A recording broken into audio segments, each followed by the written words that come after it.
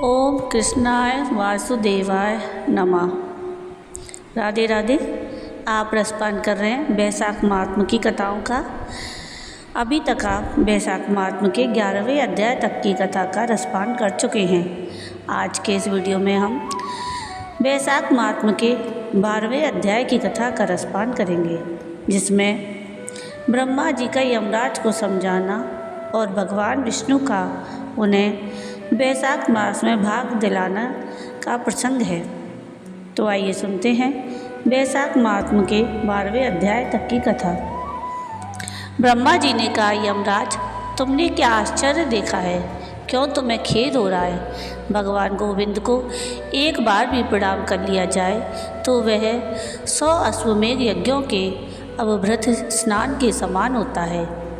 यज्ञ करने वाला तो पुनः इस संसार में जन्म लेता है, परंतु भगवान को किया हुआ प्रणाम पुनर्जन्म का हेतु नहीं बनता, मुक्ति की प्राप्ति करा देता है।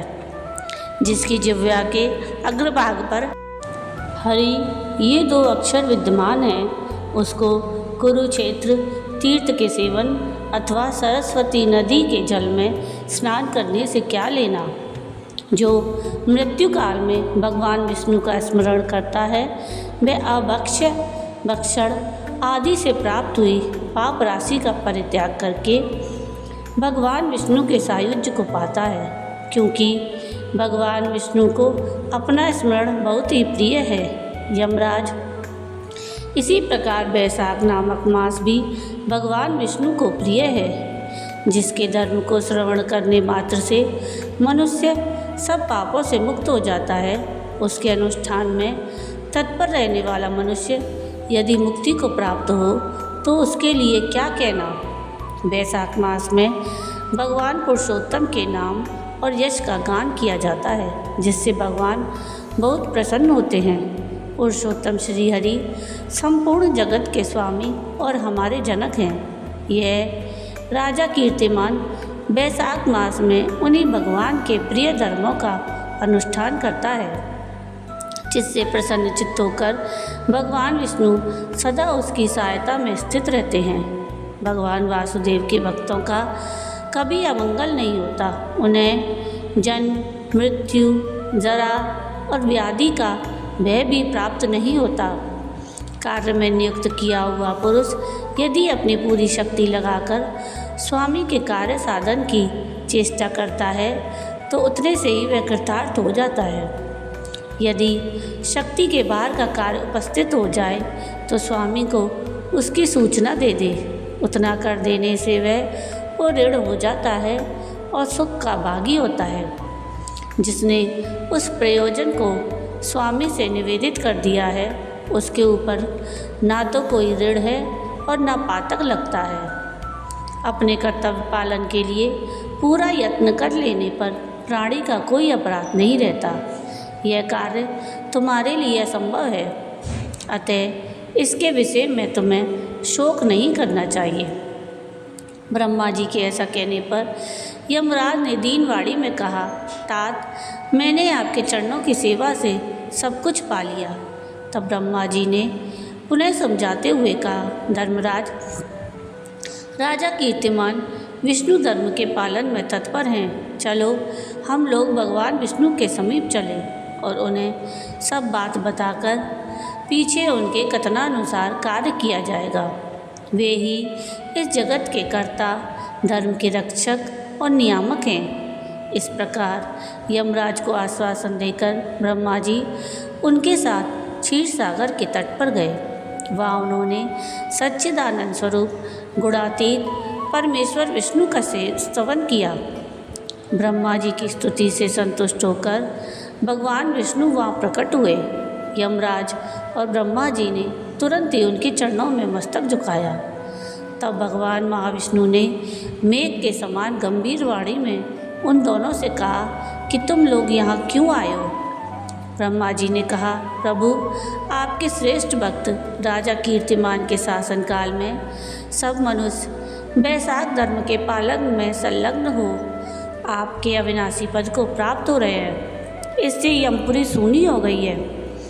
उनके ऐसा कहने पर भगवान विष्णु हंसते हुए बोले, मैं लक्ष्मी को त्याग दूंगा। अपने प्राण, शरीर, श्रीवत्स, कौस्तुभमणि, वैजंती माला, श्वेतदीप, वैकुंठ धाम, क्षीर सागर, शेषनाग और गरुड़ जी को भी छोड़ दूंगा, परंतु अपने भक्त का त्याग नहीं कर सकूंगा, जिन्होंने मेरे लिए सब भोगों का त्याग करके अपना जीवन तक मुझे सौंप दिया है। जो मुझ में मन लगाकर मेरे स्वरूप हो गए हैं, उन महाभाग भक्तों को मैं कैसे त्याग सकता हूँ। राजा कीर्तिमान को इस पृथ्वी पर मैंने 10,000 वर्षों की आयु दी है, उसमें से 8,000 वर्ष तो बीत गए। शेष आयु और बीत जाने पर उसे मेरा सायुज्य प्राप्त होगा। उसके बाद पृथ्वी पर बेन नामक दुष्टात्मा राजा होगा, जो संपूर्ण वेदोक्त महाधर्मों का लोप कर देगा। उस समय बैसाख मास के धर्म भी छिन्न भिन्न हो जाएंगे। बेन अपने ही पाप से भस्म हो जाएगा। तत्पश्चात मैं पृथु होकर पुनः सब धर्मों का प्रचार करूँगा। उस समय लोगों में बैसाख मास के धर्म को भी प्रसिद्ध करूँगा। सहस्त्रों मनुष्यों में कोई एक ऐसा होता है जो मुझ में अपने मन प्राण अर्पित करके अपना सर्वस्व मुझे समर्पित कर दे और मेरा भक्त हो जाए। जो ऐसा होता है वही मेरे धर्मों का प्रचार करता है। इस बैसाख मास में से भी मैं बैसाख धर्म में तत्पर रहने वाले महात्मा पुरुषों और राजा के द्वारा समय अनुसार तुम्हारे लिए भाग दिलाऊंगा। लोक में जो कोई भी बैसाख मास का व्रत करेंगे वे तुम्हें भाग देने वाले होंगे। उनके बैसाख मास में बताए हुए महाधर्म के पालन में तुम कभी विघ्न उपस्थित ना करना। यमराज को इस प्रकार आश्वासन देकर भगवान विष्णु वहीं अंतर्ध्यान हो गए। ब्रह्मा जी भी अपने सेवकों के साथ सत्यलोक को चले गए। उनके बाद यमराज भी अपनी पुरी को पधारे।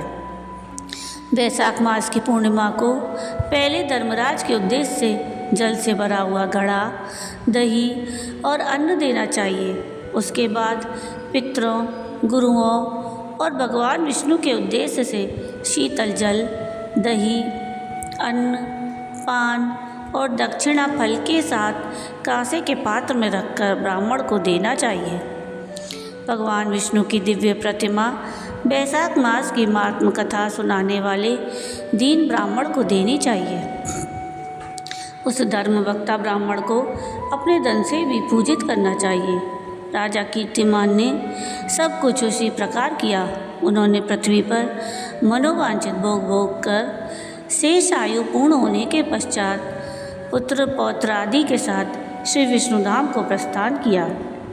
मिथिलापति ने कहा, महामते, दुरात्मा राजा बेन प्रथम स्वायंभु मनवंतर में हुआ था और ये राजा इक्ष्वाकु कुलभूषण कीर्तिमान वैवस्वत मनवंतर के व्यक्ति हैं। यह बात पहले मैंने आपके मुख से सुन रखी है, परंतु इस समय आपने और ही बात किया ही है। यह राजा जब वैकुंठवासी हो जाएंगे उसके बाद राजा बेन उत्पन्न होगा। मेरे इस संशय को आप निवृत्त कीजिए। श्रुतदेव ने कहा, राजन, पुराणों में जो विषमता प्रतीत होती है वह युग भेद और कल्प भेद की व्यवस्था के अनुसार है। किसी कल्प में ऐसा ही हुआ होगा कि पहले राजा कीर्तिमान और पीछे बेन हुआ होगा। इसीलिए कहीं कथा में समय की विपरीतता देखकर उसके अप्रामाणिक होने की आशंका नहीं करनी चाहिए। तो ये थी कथा बैसाख महात्म के 12वें अध्याय की। आपको ये कथा कैसी लगी मुझे कमेंट करके ज़रूर बताइएगा। और अगर आपको ये कथा पसंद आई हो तो प्लीज़ इसको लाइक शेयर ज़रूर कीजिएगा और प्लीज़ मेरे चैनल को सब्सक्राइब कीजिएगा और कमेंट में राधे राधे ज़रूर लिखिएगा। अगले वीडियो में हम बैसाख महात्म के 13वें अध्याय की कथा का रसपान करेंगे। वीडियो पूरा देखने के लिए थैंक यू। राधे राधे।